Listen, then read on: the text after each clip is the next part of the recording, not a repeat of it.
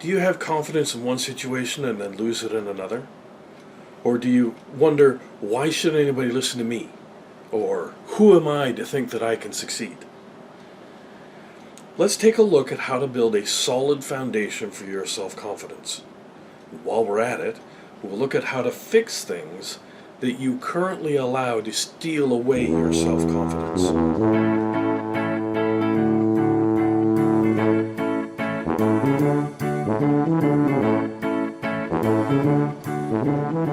The title of this episode is The Four-Corner Foundation of Self-Confidence. So, let's start with, what are the four corners? And yes, I have a script, and you'll notice this time it's one sheet of paper. So hopefully, a shorter script means a shorter video. Let's hope. Let's hope. So, the four corners of unshakable self-confidence. First, your automatic success mechanism. 2, superior knowledge. 3, superior skill or competence. And 4, the ability to relax. So let's start with automatic success mechanism. Now here's the thing. When Dr. Maltz talked about the automatic success mechanism, and this is back in the mid-20th century, he published Psycho-Cybernetics in 1960. In that book, he talked about having an automatic success mechanism and having an automatic failure mechanism. Well, okay, I see where he was going. His point is that if you focus on success, if you focus on building your self-confidence and building yourself toward greater and greater achievements, then you are building an automatic success mechanism. Whereas if you focus on anger and things going wrong and people that have betrayed you, broken your trust, those kinds of things, then you're focusing on failures and you're building an automatic failure mechanism. Okay, makes complete sense, right? And I agree, it does. But as I think about it, I think, the truth is, all we have is this automatic success mechanism. And you will succeed at whatever you choose as your focus. If you choose negative stuff as your focus, if you fill your life with poop, then you will succeed in having a negative, poopy life. That's the way it is. And poop, remember, poop is personal offensive obstructive practices. Things like blaming others and complaining and lying and doing negative stuff.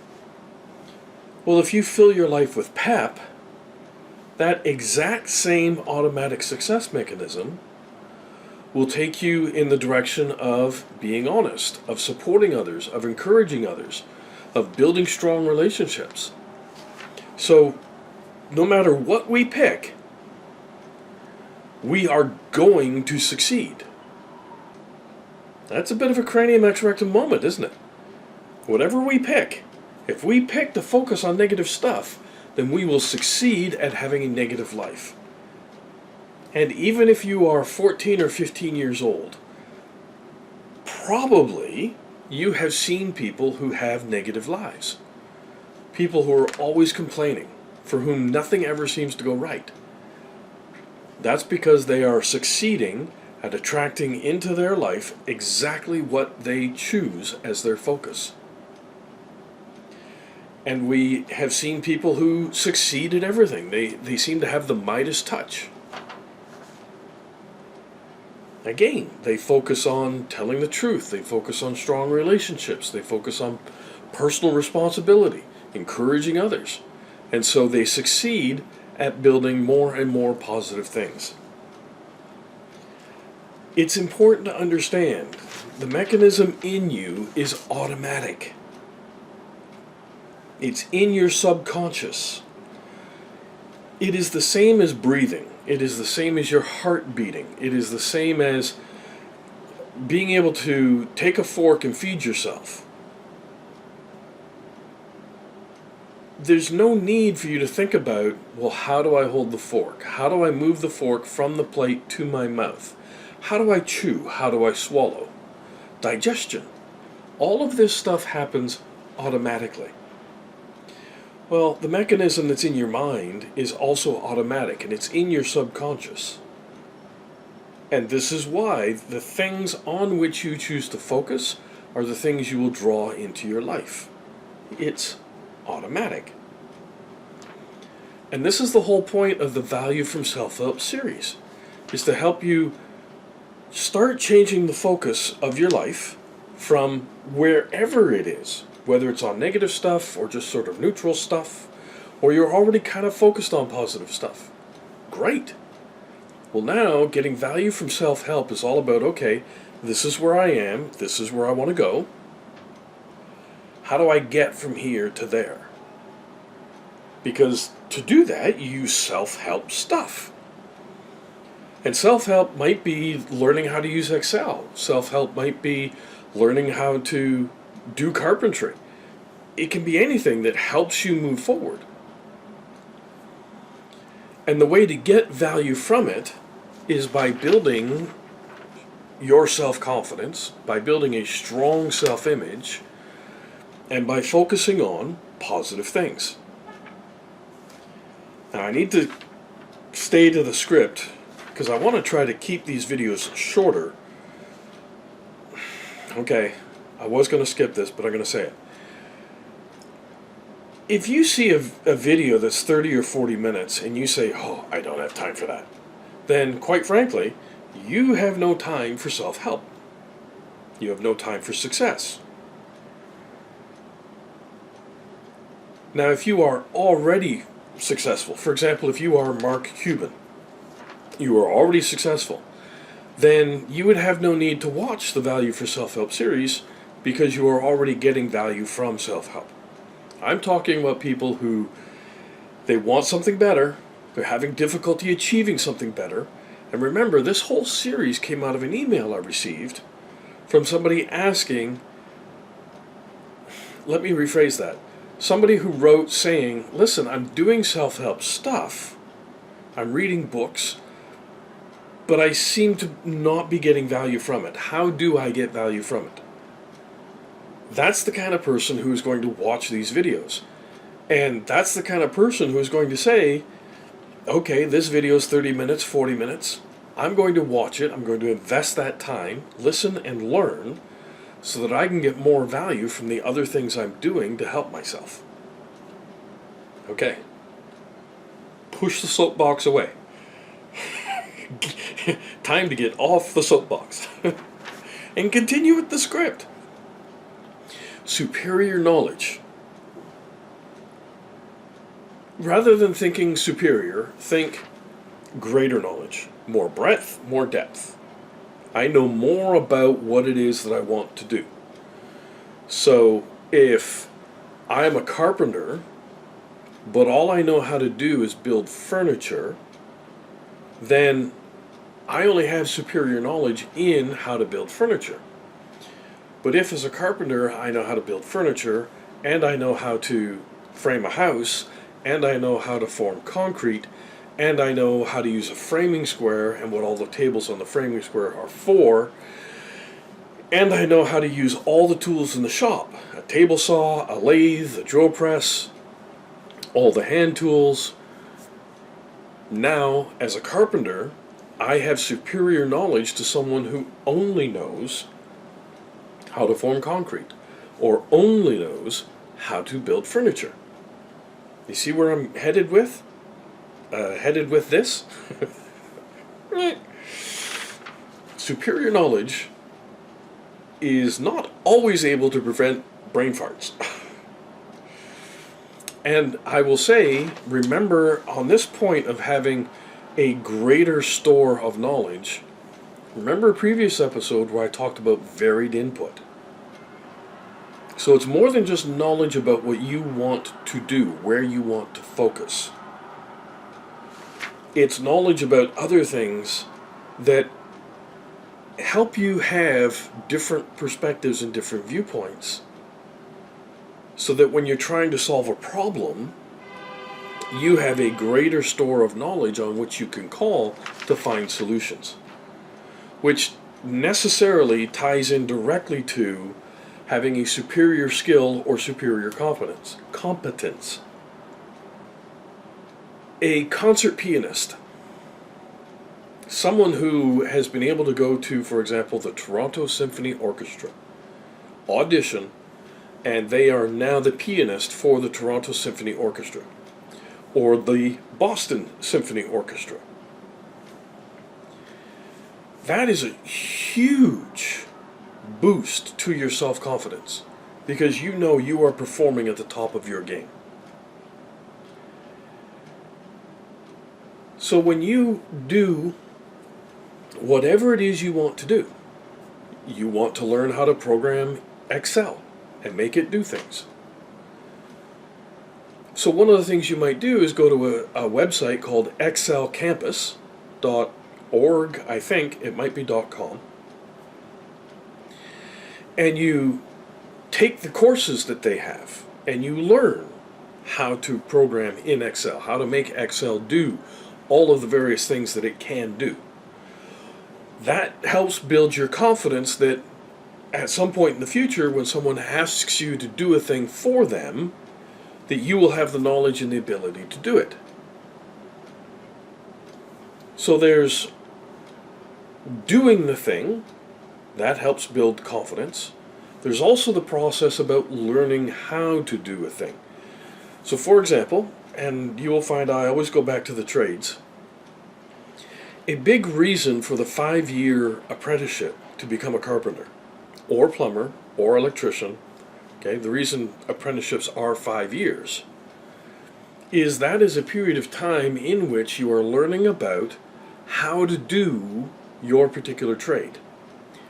At the same time, you are getting experience actually doing the things in your trade. When I talk about having a great level of skill, a great level of competence, you should automatically be thinking about, how do I learn how to do more in my chosen area, whether that's one of the trades or as a doctor, as an accountant, anything that you do. How do I learn how to do more things? And then, how do I get practice doing those things? This is how you build a superior level of skill and competence. And then the big one, the huge, to me at least, I think this is huge, the ability to relax. So what I put here is, can you relax when your daughter is, or your son, is doing everything she can to make you angry? Because kids do this. Kids will, they'll push your buttons just to see if they can make you angry. Why do we do this? I have no idea. I did it as a kid. And there are adults who will do it. They will push your buttons to see if they can make you angry. Everyone has their own motivation for doing it. The point is, when someone is doing it, do you have the ability to just, okay, they're doing what they're doing, but there's no reason for me to say that I have to do a thing in reaction to what they are doing. I can relax. I can chill out. And in the case of my child, I can say, listen, sweetheart, stop. Just stop. I understand you are trying to make me angry. I have no idea why you're trying to make me angry, but it's clear that that is your purpose. So how about you tell me what's bothering you? And then you go on to have a conversation. Another thing, less abstract, okay? And this is a situation that happened to me. And I think this shows why the ability to relax allows you to focus and to stay confident. So I went with a friend at the time to Kingston, which is a town farther east in Ontario, and we went for the Canadian Olympic Regatta. And this is a week-long thing. This is a week-long thing where people who are into sailing compete to be on the Olympic team for Canada. And Ian and I went toward the end of the week to pick up 2 boats that had been supplied by the sailing club where we were members. One boat was, and still is, both these boats still exist. One is 40 feet, it might be 50 feet. Big steel-hulled boat. And she's called the Sarah Ashbridge. The other was I believe it's called the Hubert Humphrey. I'm not sure about the first name, but I'm sure it's called Humphrey. It's a smaller 16-foot aluminum boat. And they were both used during the regatta. Lots of sailing clubs sent boats for officiating, where the judges and the referees and the people looking after the competition, these were boats they could use for moving around the course. So Ian and I went to pick up these 2 boats. We get them, and what we did was we tied a rope to the bow of the Humphrey and tied it off to 2 posts on the stern of the Sarah Ashbridge. And away we went. We started traveling from Kingston back to Toronto. This is a substantial trip, several hours. Everything went along fine, everything went along rosy. We got out onto Lake Ontario. That's kind of a bad way to phrase things, because Kingston and Toronto are both on Lake Ontario. But when you leave Kingston, there's a canal that you can go through to cut off distance rather than going out and around this big spit of land.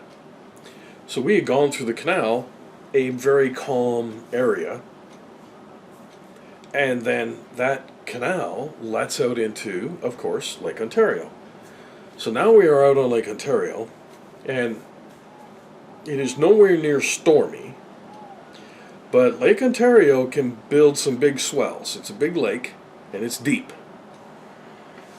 So we are moving through swells that are big enough that when the Sarah Ashbridge broaches one wave and goes down into the trough, the bow of the boat is plowing into the waves, and the waves are just splashing up over the wheelhouse of the boat.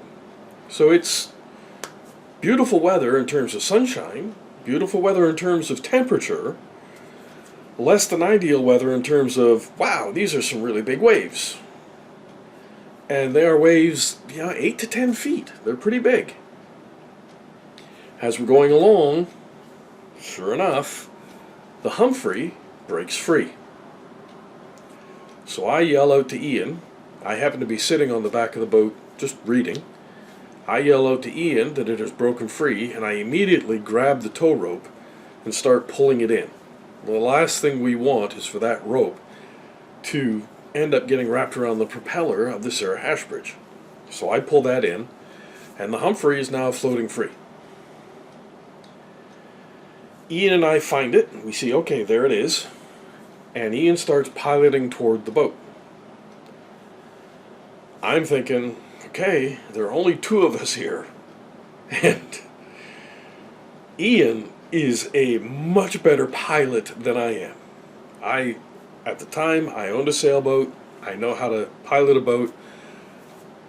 I forget what the certificate is called, but there's a certificate you get for being able to operate a powerboat. So I had that. I know what I'm doing. I can keep from crashing into things.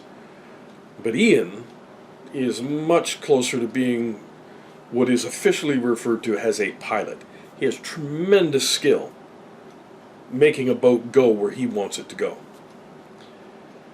So I realize, okay, one of us is going to have to get into Robert Humphrey. That's the name of the boat, Robert Humphrey. One of us has to get from the Sarah Ashbridge to the Robert Humphrey. That's me. So I reach up, I pull a life jacket out of the ceiling of the Sarah Ashbridge, and I start putting it on. Ian looks at me like, what are you doing? I said, well, one of us has to get into the Humphrey. And, I figure that's me. And Ian looks at me and he goes, you're right, you do. So I climb out onto the starboard side of the Sarah Ashbridge, which only has 7 or 8 inches of walking space. Not a lot of room there.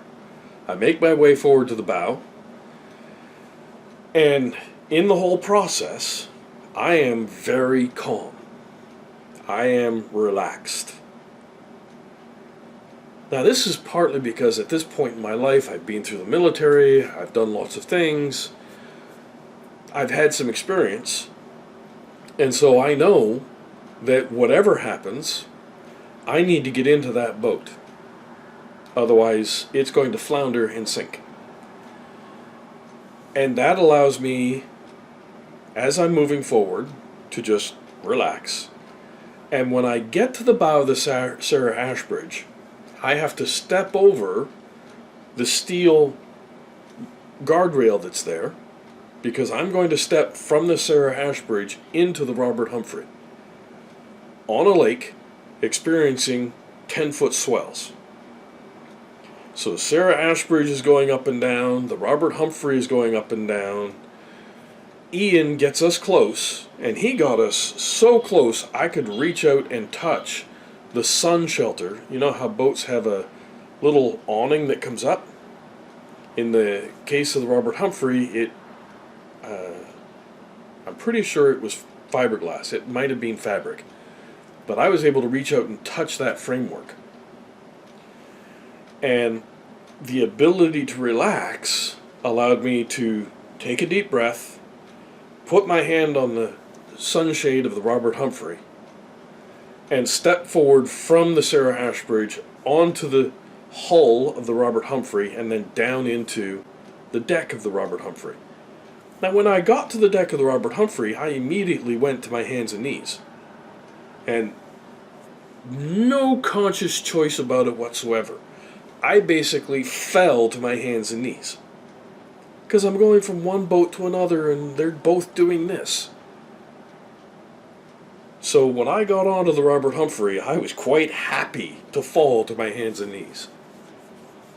And when I looked up to see where the Sarah Ashbridge was, she was gone. Ian had backed off and that's it, he's headed back to Toronto. He just supposed that I would know what to do in that boat. And I figured it out, I got it moving, and away we went. But imagine if I had been tense and afraid and unable to relax. I'm moving from one boat to another on a lake with 10-foot swells. I quite possibly could have ended up in the water. I could have ended up hung up between the two boats. And that's a recipe for getting killed. So the ability to relax is what allows you to meet a new situation, a novel situation, a potentially frightening situation, and deal with it with equanimity. You can look that one up. Equanimity. Think equal, equanimity. N-I-M-I-T-Y. Okay, so there's your 4-corner foundation. What I want to do now, and yep, I'm sure you have questions. Please put all your questions in the comments below. I'm happy to do another video to answer questions. But those are the 4 things. If you want unshakable self-confidence, you need to be aware that you have an automatic mechanism in your mind, in your subconscious. And whatever you focus on determines the thing at which you will succeed, whether it be positive or negative. You need to build your knowledge base. And that's okay. If you are 14, 15 years of age, you are in high school, that means when the English teacher says read these books, you need to read the books. Don't just get Cole's notes and think that you're doing yourself any favors. You are not. You need to put in the effort and read the books. You need to build the skill of reading. It's an important skill. Ideally, if you can talk your parents into it, get a speed reading course so that reading becomes even easier, even faster. Okay? So you need to build your knowledge base. And as you build your knowledge base, your self-confidence will increase.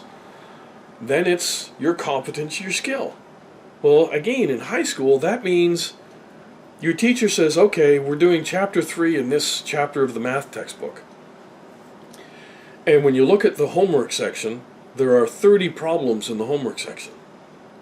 And the teacher says, do these 10 problems. Gives you 10 problems to do. Okay.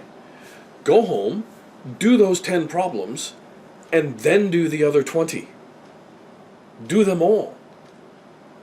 Because you are in, that is the process of making sure that you have better skills, that you have a greater amount of competence. When the English teacher says, do a 500-word essay on this subject, okay, do that 500-word essay. That's your homework. Then do another one on the same subject with a different viewpoint. Push yourself to think of new things. Push yourself to do new things. And then the ability to relax. Talk with anybody who's in sports. And, okay, in football, you know, they hike the ball and then everybody slams together. Now, when everybody slams together, clearly no one is relaxed. They are operating at full capacity. But until that ball moves, until you see it and it hike, you know, you stay relaxed. You just, okay, I'm ready for this. I'm ready to go. Not, oh, I'm ready to go. I just You just relax. You just chill out. Talk with anybody who plays golf. I play golf, and I can tell you, when you swing a club, if you try to hit the ball, you will screw up your stroke. Because your shoulders will tighten, or one arm will tighten, or your back will tighten, something will tighten, and the ball will end up going somewhere other than where you want it to go. When you swing a golf club, you need to be relaxed. Same with tennis. And you see people, you know, when they're swinging, and they're grunting, obviously it's a lot of effort. Absolutely. How to get this across?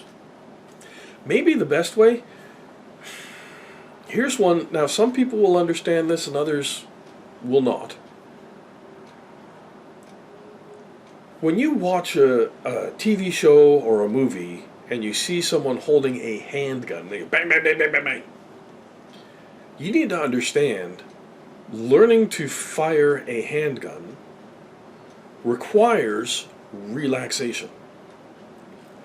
Because when you squeeze your finger, if you are not relaxed, you will end up just a little bit moving your hand when you, okay?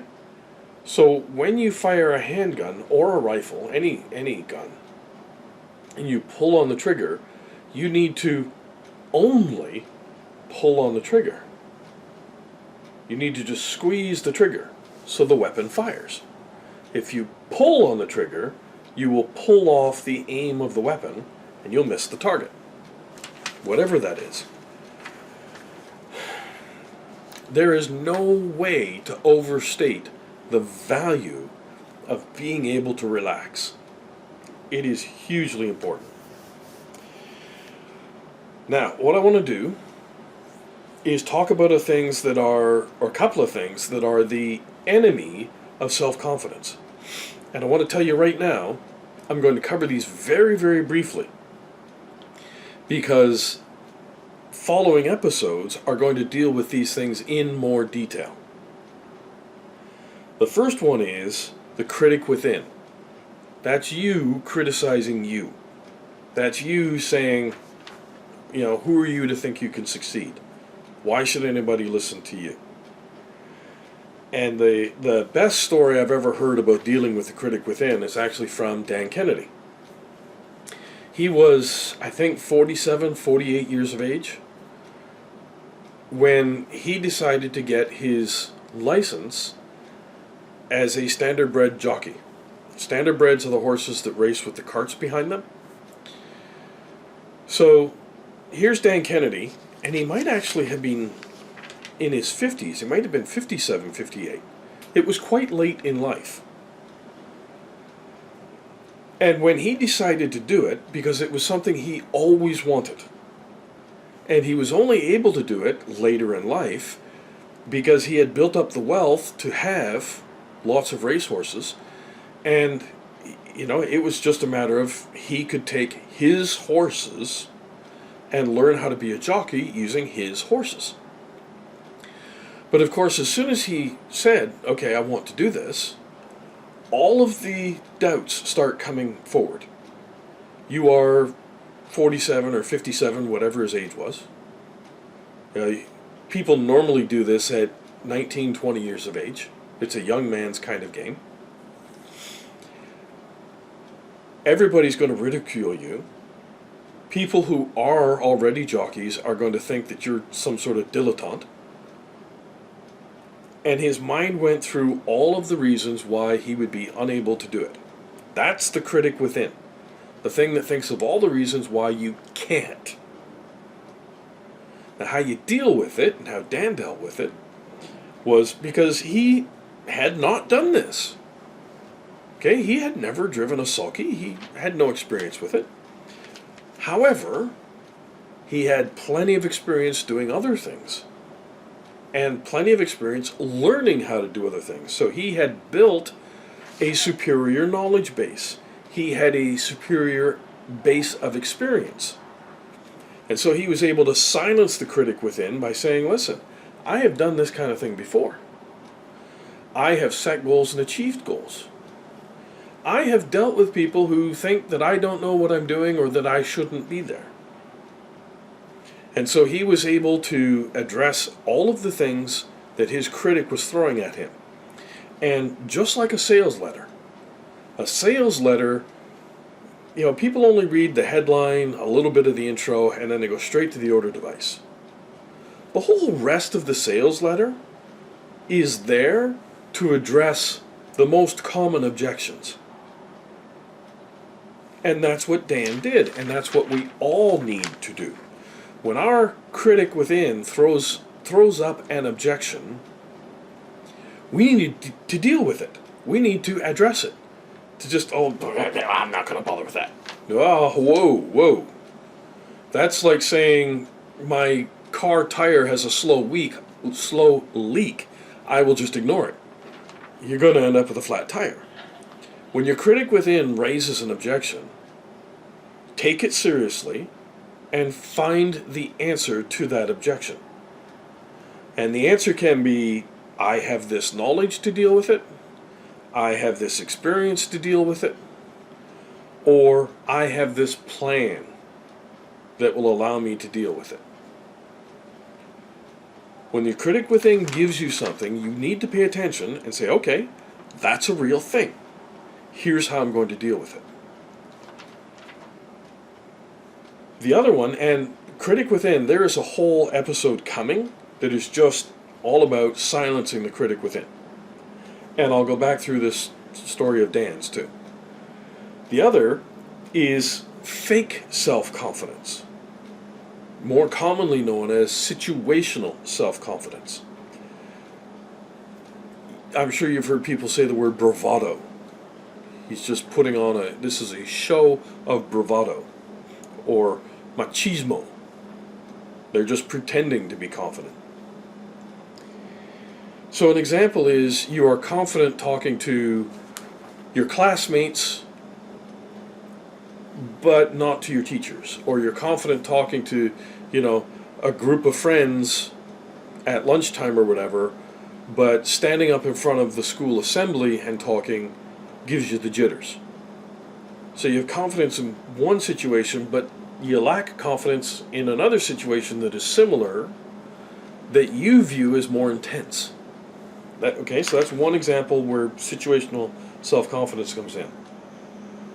Another is you are completely confident telling your mom or your dad that you are headed out to basketball practice, or you are leaving for school. But you are very uncomfortable and you lack confidence asking your mom and dad to teach you how to drive. And the biggest piece that generates situational self-confidence is imagining all the things that could go wrong. The fact is, what is the weather going to be tomorrow? Do you know? The answer is no. There's a weather forecast. It says there's a 70% chance of rain. But how many of us have seen a 70 or an 80% chance of rain forecast and the next day is bright and sunny and there's no rain at all? Or we see a forecast that says tomorrow's going to be bright and sunny, really hot and warm, great day for the beach, and we wake up to rain coming down. We have no idea what is going to happen 5 minutes in the future, let alone 5 hours or 10 days or whatever. But we have an excellent capacity to imagine all the things that could go wrong. People who say, I have no imagination. Really? Give them a situation where they have to ask somebody for something, or they have to plan something, and see how able they are to imagine all the things that could possibly go wrong. We all have an imagination, and we all use our imagination every day, very often without realizing we are using it. The reason I say that is because situational self-confidence is very common. And what causes situational self-confidence? I don't want to ask my parents this because they might get angry. I don't want to ask my boss because he might say no. I don't want to do it because of something. So you are imagining negative results. Remember, your mechanism is automatic. Focus on negative stuff, you'll get negative stuff. Focus on positive stuff, you'll get positive stuff. Now, does that mean that every time you ask your boss for something, you'll get a positive response? No. Every time you ask your parents for something, you're going to get a positive response? No. Hey, this isn't some sort of magic ring or lamp that you rub and everything just goes right for you. But if you imagine that your boss is going to say yes, if you imagine yourself presenting whatever the request is in a confident, self-assured manner, then that is how you will behave. And whether the answer from your boss is yes or no, you are imagining yourself behaving with confidence, with self-assurance, with the knowledge that whatever my boss says, I am confident in myself. Whatever my parents say, I'm confident in myself. And again, situational self-confidence. There is a whole episode coming that talks about situational self-confidence. And, there's some examples and stories in there too. Let me wrap up with something that has reassured me frequently throughout my life. All it takes for you to think of me as an expert is for me to know about 10% more than you do. Similarly, All it takes for you to be seen as an expert by someone else is for you to know about 10% more than they do. Does that mean there is someone in the world who knows 10% more than you do? Absolutely. There will always be people who are better at something than you and less competent at something than you, who know more than you, who know less than you, who can do more than you, who can do less than you. Even in the Olympics, the person who wins the gold medal was the best on that day. Because we have seen Olympic competitors win a gold medal and then go to the next competition, a world championship or something like that, and get second place instead of first place. Okay, that's physical performance. Same with writing a test at school. The fact that you write a test at school and you get 99% means on that day you scored 99%. You write a test, you get 60%. That means on that day you got 60%. Does that mean that for the rest of your life you only are ever going to be able to score 60% on the test? No. It means on that day. It's just a snapshot of your ability on a specific day. So there is always room to improve. There is always room, remember, to build your knowledge base. That's one corner of the foundation. There's always room to build your skill and your competence. That's another corner of the foundation. There is always room to recognize the automatic mechanism in your brain and the fact that it will succeed on whatever you choose as your focus. And so change your focus and you change your results. And then relax. There is always room in your life to take up meditation, to learn how to relax, to do deep breathing, to find situations where you can test yourself and see, am I able to stay relaxed in this situation? There is always room to grow. There is always room to get better. Questions, comments? Please do put them down below. And I have a bad habit of forgetting to do this. If you could please click the thumbs up, the like, assuming that you like this, and if you would please subscribe. The reason I ask is these are two metrics that YouTube uses to judge whether I am communicating well with my audience. So if I am, and you like it, please hit the thumbs up and click subscribe. If there's something that you want more of, or of which you want more, if you have questions, please do put those in the comments below. And then when I answer them, then you can click like and hit the subscribe.